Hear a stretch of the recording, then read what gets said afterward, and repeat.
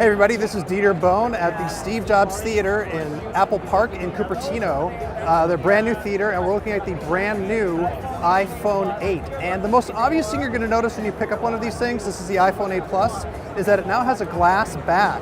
Apple says it's the hardest glass ever put on a phone. Sure, it does pick up fingerprints, but really not that bad, and it's got sort of a nice cloudy finish under the glass, so I think it looks way better than the 7 actually. They also did a really good job blending the glass into the edge of the rail on the side.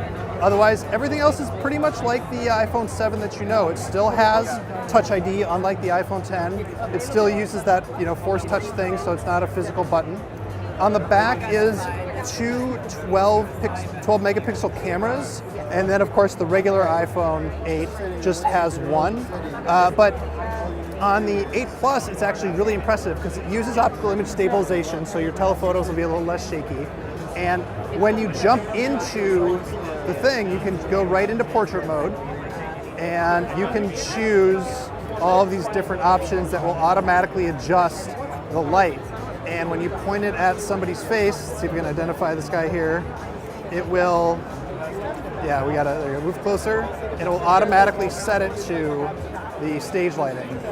Apple, of course, has a bunch of sample shots here, so this one's really impressive. Here's the portrait, and we can adjust. So here's what it looks like with the effects. This is the original photo.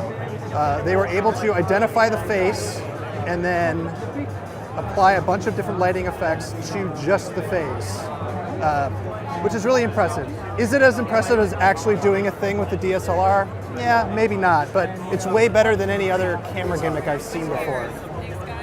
Inside there is a new chip. Apple calls it the A11 Bionic.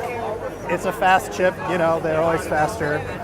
The display is a Retina HD display, and it has True Tone, like an iPad Pro. And what that means is it will detect the ambient light, the color of the light, and automatically adjust the color of the screen to match the light, which is really cool. So if you jump into the brightness settings, you can turn True Tone on and off.